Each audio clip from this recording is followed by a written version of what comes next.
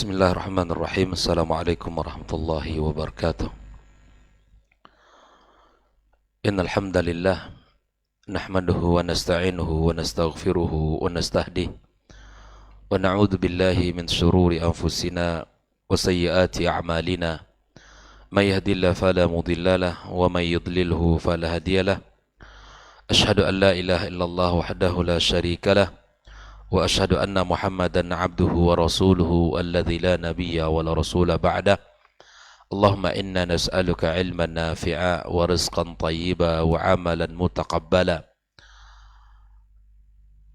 Allahumma ati nufusana taqwaha wa zakkiha anta khairu man zakkaha anta waliyuha wa maulaha innaka ala kulli syai'in qadir. Amma ba'd. Kaum muslimin dan muslimat, hadirin hadirat rahimakumullah. Alhamdulillah, kita bersyukur pada Allah Subhanahu wa taala atas nikmat yang Allah berikan kepada kita, di mana pagi ini kembali diberikan kemudahan untuk bisa mengawali hari kita dengan ibadah yang mulia.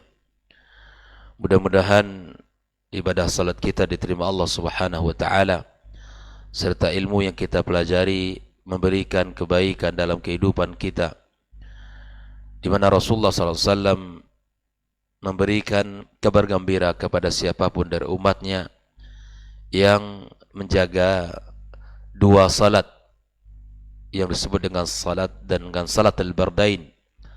Man shalla salat al-bardaini dakhala al-jannah.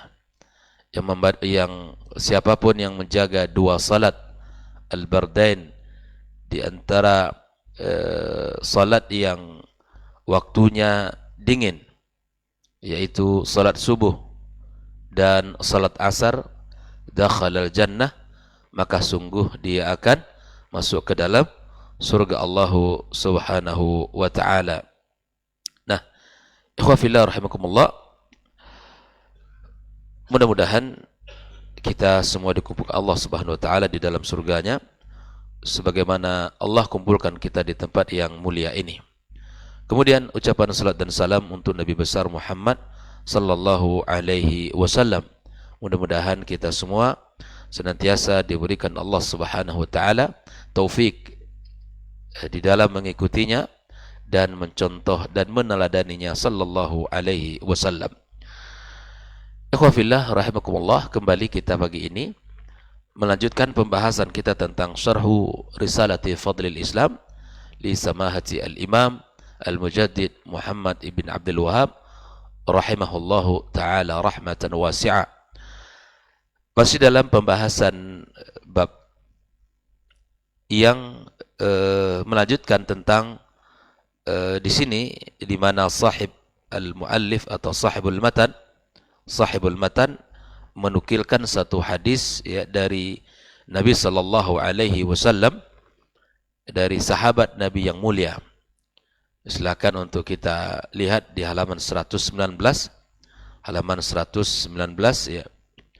Dari sahabat Nabi yang mulia, wa an Abi Hurairah radhiyallahu taala anhu, dari Abu Hurairah radhiyallahu taala an, dia berkata, qala Rasulullah sallallahu alaihi wasallam, Nabi SAW bersabda, innallaha, sesungguhnya Allah, la yanzuru ila suwarikum, Allah tidak melihat kepada bentuk rupa kalian, wa amwalikum, dan juga tidak melihat kepada harta kalian, walakin yanzuru ila qulubikum wa a'malikum, akan tetapi Allah hanya melihat kepada hati dan amal kalian. Hati dan amal kalian. Hadis ini riwayat Imam Muslim dalam kitab sahihnya. Syekh Shalih Al-Fauzan menjelaskan hadis ini, hadza fihi anna al-ibrata laysat bil madahir wa suwaril ajsam wa jamaliha. Di sini kata Syekh Shalih Al-Fauzan, ada pelajaran bahwa yang menjadi patokan bukanlah pada mazahir, pada penampilan dan bentuk tubuh kita dan keindahannya. Yang menjadi patokan, yang menjadi penilaian bukan pada penampilan kita, bukan pada fisik kita, bukan pada keindahan ya tubuh kita. Wala fi kathratil amwali wat tharawati wal ghina, dan juga bukan menjadi patokan itu pada harta, pada kekayaan. Ya, bukan pada harta dan kekayaan kita. Allah Subhanahu wa taala tidak menjadikan penilaian itu pada fisik, tidak juga pada kekayaan harta yang dimiliki. Wa innaman nadharu ila syai'aini huma, yang menjadi penilaian adalah pada dua hal, al-qulubu wal a'mal, hati dan perbuatan seseorang. Yang menjadi penilaian adalah hati dan perbuatan. Fa idza kanatil qulubu sahihatan salimatan mukhlisatan lillahi azza wa jal, apabila hati seorang hamba ya benar, baik, selamat, ikhlas lillah subhanahu wa ta'ala, wa kanatil a'mal mustaqimah ala syar'illahi wa dini, maka amalan itu akan lurus ya, berada di atas syariat Allah tabaraka wa ta'ala dan agamanya. Ini adalah menjadi satu kesatuan yang saling memberikan pengaruh. Apabila hati seorang hamba ya ikhlas di dalam beramal, hati seorang hamba ya jauh dari penyakit riya, penyakit sum'ah, maka amalan seseorang akan menjadi lurus di atas agama Allah Subhanahu wa taala. Fa hadzal ladzi yanzuru Allahu ilaihi wa yataqabbaluhu wa yuthibu alaihi. Yang seperti inilah yang akan dilihat Allah. Ya. Dan yang seperti inilah yang akan diterima Allah dan diberikan pahala. Jadi yang perlu kita seriusi di dalam kehidupan kita adalah memperbaiki hati kita, memperbaiki amal kita, mengikhlaskan segala sesuatu untuk Allah, dan menjadikan amal kita senantiasa berada di atas perintah Allah dan Rasulnya sallallahu alaihi wasallam. Kesibukan kita bukan pada al-mazahir, memperbaiki penampilan, memperbaiki ya apa yang terlihat dari fisik kita. Bukan, tetapi yang mesti menyibukkan kita adalah bagaimana kita menjadikan hati kita senantiasa ikhlas kepada Allah di dalam beramal, dan kemudian amalan kita benar-benar mengikuti apa yang telah dicontohkan oleh Rasulullah sallallahu alaihi wasallam. Ini kesibukan hamba. Kesibukan kita bukan ya memperbaiki yang terlihat ini saja. Terkadang kita sering subhanallah terkecoh dengan penampilan. Terkecoh dengan penampilan kita. Tetapi jarang kita memperhatikan sejauh mana hati kita kepada Allah dan sejauh mana amalan kita mengikuti ya ittiba kepada Nabi kita sallallahu alaihi wasallam. Yang menjadi pemikiran kita bagaimana mazhar kita baik, tapi tidak memikirkan bagaimana hati kita sehat apa tidak, ikhlas apa tidak kepada Allah Subhanahu wa taala. Maka ikhwah fillah, kita harus tahu bahwa hati yang ikhlas kepada Allah dan amalan yang dilakukan dengan cara yang benar, itulah yang akan diterima Allah. Itulah yang akan diberikan pahala oleh Allah Subhanahu wa taala. Amma mujarrad jamalis surah wa kathratis tharawa, adapun orang yang hanya memperhatikan keindahan penampilan, bentuk dan jumlah harta yang banyak, fahadha laisa indallahi lahu i'tibar, ini tidak menjadi sesuatu yang dianggap di sisi Allah Subhanahu wa taala. Dan inilah adilnya Allah Subhanahu wa taala kepada kita. Karena dengan hadis ini pula lah kita akan bisa berbesar hati di dalam kehidupan kita. Karena tidaklah Allah jadikan kemuliaan itu ada pada penampilan dan ada pada jumlah harta. Tetapi Allah Subhanahu wa taala menjadikan I'tibar pada setiap orang adalah hati dan amal yang benar yang dilakukan yang mengikuti Rasulullah sallallahu alaihi wasallam. Dan tentu ini masing-masing kita punya peluang untuk bisa mendapatkan dua hal ini. Tetapi untuk memiliki kekayaan dan memiliki fisik yang sempurna, memiliki amalan yang banyak, ya barangkali di sini perlu perjuangan kita. Memiliki harta yang banyak, memiliki perjuangan itu tidak sama di sisi Allah Subhanahu wa taala. Ikhwafillah.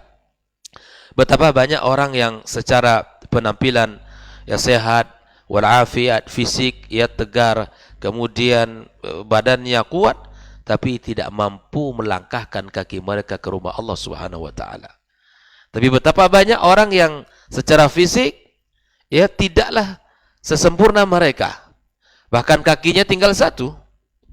Bahkan berjalannya tidak sempurna seperti mana orang lain. Tapi kemudian jarak ya yang ditempuh tidak sedikit, betapapun ya jauhnya jarak itu, dia tetap datang ke rumah Allah Subhanahu wa taala. Dan betapapun jauhnya jarak itu, dia tetap hadir di rumah Allah berjamaah bersama kaum muslimin. Ikhwafillah. Ini nikmat yang patut kita syukuri. Ini nikmat yang patut untuk kita ya senantiasa ingat dalam kehidupan kita. Di mana seseorang diberikan Allah kemudahan untuk menjalankan syariatnya dan kemudahan untuk bisa mengikuti nabinya sallallahu alaihi wasallam. Lihatlah firman Allah tabaraka wa taala dalam 120, "Wa ma amwalukum wala auladukum billati tuqarribukum indana zulfa illa man amana wa amila salihah." Bukanlah harta kalian dan juga bukan anak-anak kalian yang bisa mendekatkan kalian kepada kami, kata Allah. Allah tidak pernah menjadikan harta, tidak pernah menjadikan jumlah anak, ya, profesi mereka sebagai sesuatu yang bisa mendekatkan kita kepada Allah tabaraka wa taala. Allah hanya menjadikan iman dan amal saleh adalah standar untuk bisa mendapatkan kemuliaan di sisinya. Jelas ya, bahwa kita orang-orang yang Allah berikan kepadanya keimanan dan semangat melakukan amal saleh, ini adalah sudah mendapatkan kunci yang bisa dijadikan sebagai bagian dari kehidupan yang bahagia di sisi Allah Azza wa Jalla. Ya. Instrumen ini sudah ada pada kita. Iman dan amal saleh. Tinggal lagi kita bagaimana menguatkan keimanan kita dan meningkatkan amal kita. Fahaula'i humul ladzina yanzurullahu ilaihim nazra' tibarin wa qabulin wa rahmah. Mereka inilah yang beriman dan beramal saleh, inilah yang akan Allah lihat kepada mereka dengan cara pandang ya terima dan kasih sayang. Cara pandangnya berbeda, subhanallah. Yang mesti kita jadikan semangat kita bukan pandangan manusia, tetapi pandangan Allah Subhanahu wa taala. Yang menjadi perhatian kita bukan pandangan orang, tetapi pandangan yang menciptakan kita, Allah Subhanahu wa taala. Ikhwafillah, kebaikan sekecil apapun lakukan, walaupun tidak ada orang yang mengetahuinya. Karena bisa jadi kebaikan yang kita lakukan itu yang akan bisa menyelamatkan kita di sisi Allah Subhanahu wa taala. Makanya Nabi SAW berpesan kepada kita agar masing-masing dari kita memiliki amal khabi'ah.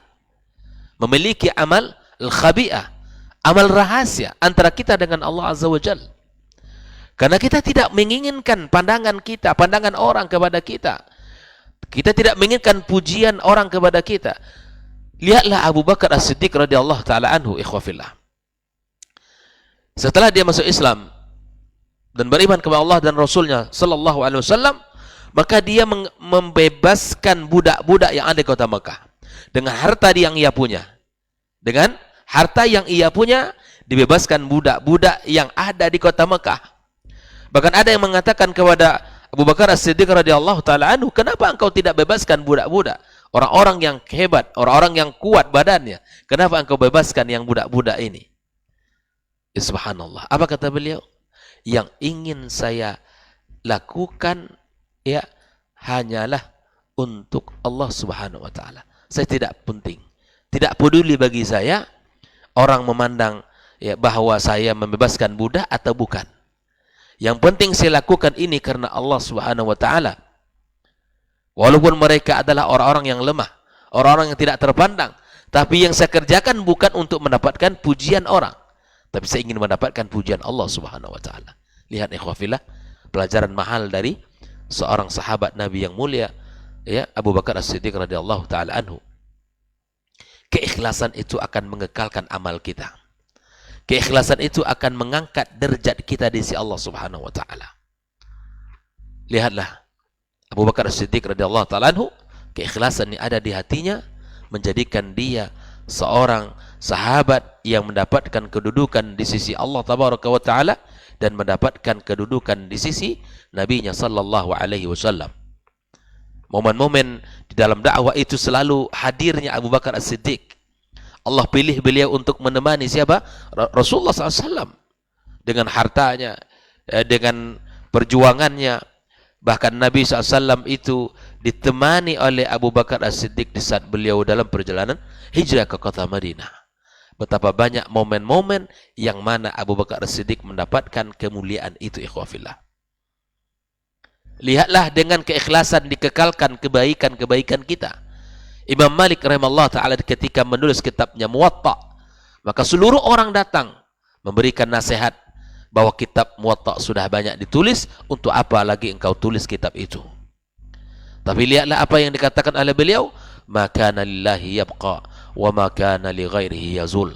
Yang ditulis, yang dikerjakan, yang dibuat karena Allah akan senantiasa kekal, dan yang bukan karena Allah akan mudah hilang dan sirna. Lihat, sampai hari ini yang dikenal oleh orang bahwa kitab yang Muwatta, kitab Muwatta hanya milik Imam Malik rahimahullahu taala. Ini buah keikhlasan mengekalkan amal seseorang di sisi Allah Subhanahu wa taala. Oleh ikhwafillah, mari kita sama-sama berusaha untuk memperbaiki hati kita. Jauhkan riya, jauhkan sum'ah, jauhkan penyakit-penyakit yang lain.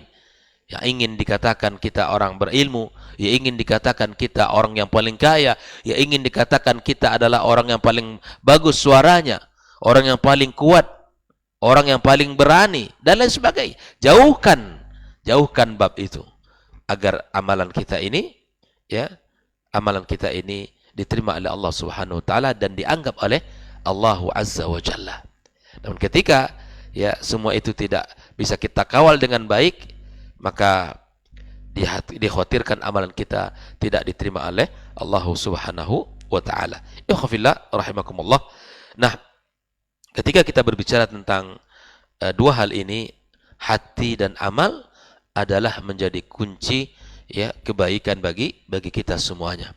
Makanya Rasulullah sallallahu alaihi wasallam selalu ya memperbaiki amalan-amalan dan memberikan kepada para sahabat nasihat-nasihat agar senantiasa menjaga keikhlasan dan kemudian agar senantiasa menjaga amalannya. Ya. Keikhlasan saja tidak cukup, tetapi amalan juga harus dilakukan karena Allah, dan tidak hanya cukup karena Allah, tetapi harus ittiba kepada Nabi sallallahu alaihi wasallam. Ikhwafillah. Ada hadis berikutnya yang dinukilkan oleh sahibul matan ya pada halaman 100 yang ke-20, yaitu an Ibni Mas'ud radhiyallahu taala anhu qala, ya, dari sahabat Nabi yang mulia Abdullah ibn Mas'ud radhiyallahu taala an, qala, dia berkata, qala Rasulullah sallallahu alaihi wasallam, Nabi sallallahu alaihi wasallam bersabda, ana faratukum 'alal haud, saya adalah orang yang telah mendahului kalian di telaga. Wala yurfa'anna ilayya rijalun minkum, berdatangan kepadaku orang-orang dari kalian. Hatta idza ahwaitu li unawilahum uqtiliju duni, ketika aku ingin memberikan kepada mereka ya air, aku berikan kepada mereka, maka mereka ini terusir dariku. Fa aqulu ay rabbi ashabi, maka aku berkata, wahai Rabbku, ini adalah sahabat-sahabatku. yaqulu la tadri ma ahdatsu ba'dak. Engkau tidak tahu wahai Muhammad apa yang mereka ada-adakan agama setelahmu. Hadis ini berbicara tentang dua hal. Yang pertama adalah keutamaan umat Muhammad sallallahu alaihi wasallam yang Allah berikan kepadanya al-haud. Keutamaan Rasulullah SAW dan umatnya sallallahu alaihi wasallam yang dimana Allah berikan kepada mereka adalah al-haud. Yang kedua adalah membicarakan orang-orang yang terusir, yang terhalau dari telaga yang telah Allah sediakan ya untuk umat Muhammad sallallahu alaihi wasallam. Maka Syekh Shalih Fauzan menjelaskan makna hadis ini dengan mengatakan wa fi hadzal hadits yaqulu sallallahu alaihi wasallam, di dalam hadis ini Nabi sallallahu bersabda, ana faratukum alal haud. Al-faratu huwa alladhi yasbiqu ilal ma' liyasqiya qaumah. Dialah orang yang telah mendahului ke tempat telaga itu agar dia bisa memberikan umatnya, kaumnya ya air. Fan Nabi sallallahu alaihi wasallam yaumal qiyamati yakunu al-haud. Nabi SAW pada hari kiamat berada di atas telaga ya. Yang mana telaga itu ikhwafillah rahimakumullah agar kita tahu. Tuluhu masafat asy-syahr. Panjangnya telaga itu seperti perjalanan 1 bulan. Perjalanan 1 bulan. Wa arduhu, lebarnya masafat asy-syahr. Begitu juga lebarnya itu perjalanan 1 bulan. Ya. Ma'uhu abyadu minal laban, airnya lebih putih dari susu. Wa ahla minal asal, lebih manis dari madu. Wa aniyatuhu adadun nujumis sama, gayung-gayungnya sejumlah bintang-bintang di langit. May yashrab minhu syurbatan lam yadhma' ba'daha abadan. Yang meminum 1 kali tegukan saja, 1 kali saja, tidak akan pernah haus selama-lamanya. Ikhwafillah, semua kita merindukan agar kita bisa meneguk telaga itu. Lalu Syekh Shalih Fauzan mengatakan, taridul ummatu yaumal qiyamah ala haudin Nabi SAW. Orang-orang, para umat di hari kiamat akan mendatangi telaga Rasulullah dalam keadaan wahum itashun min siddatil har wa tulil muqam.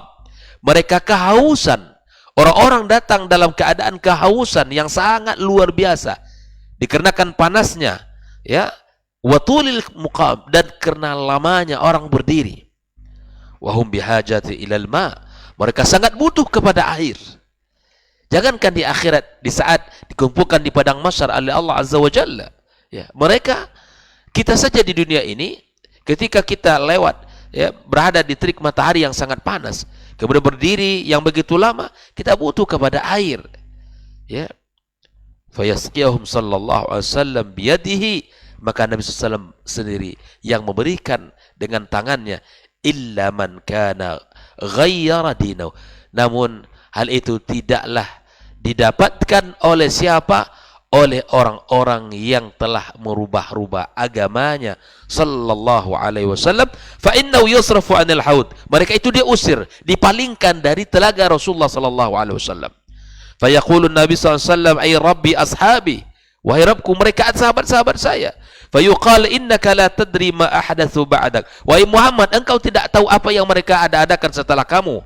Ayani ma ghayyaru, apa yang mereka rubah.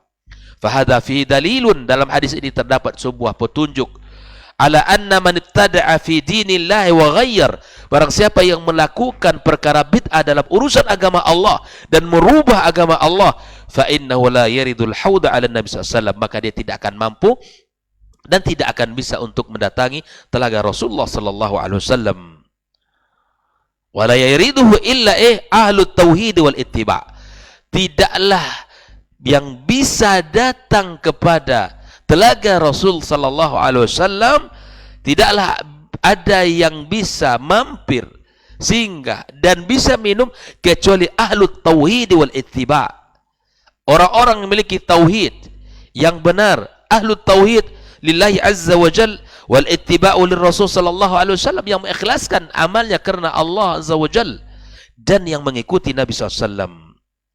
Alladzina lam yubaddilu wa lam yughayyiru, yang belum merubah-rubah agama Nabi, yang belum merubah-rubah syariat yang dibawa oleh Rasulullah, yang tidak merubah dan tidak menggantinya. Bal kanu kama tarakahum sallallahu alaihi wasallam 'alal bayda, tetapi mereka berada di atas cahaya yang terang benderang, di atas agama yang putih bersih. Ya. Washrabuna min, dan mereka minum darinya.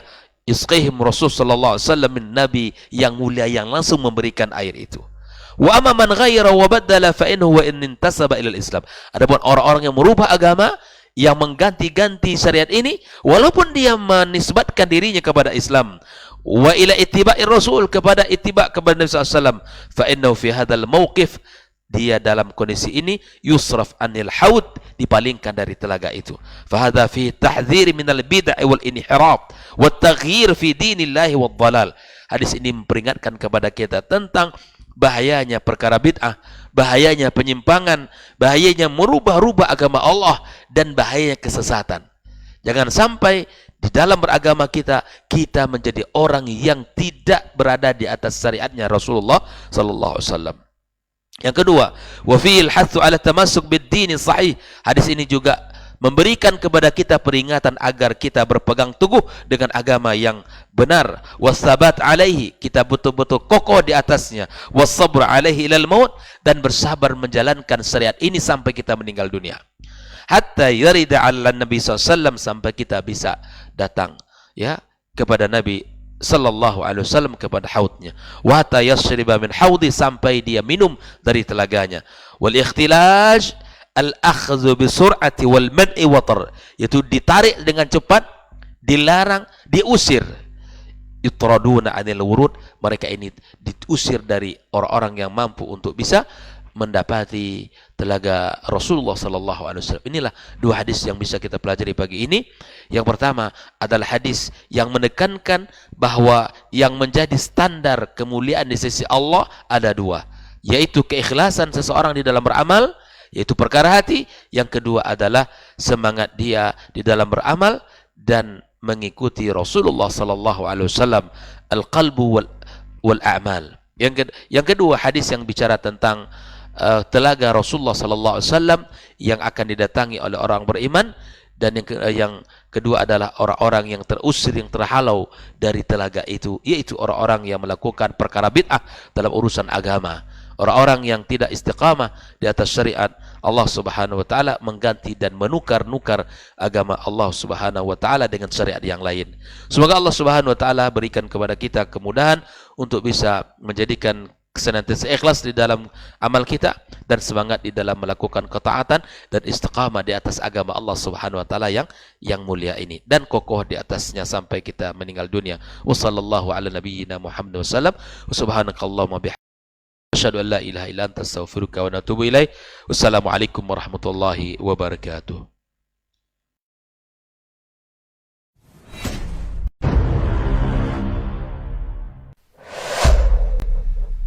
Dunia dan seisinya ini bagi Allah tak sama nilainya dengan sebelah sayap lalat.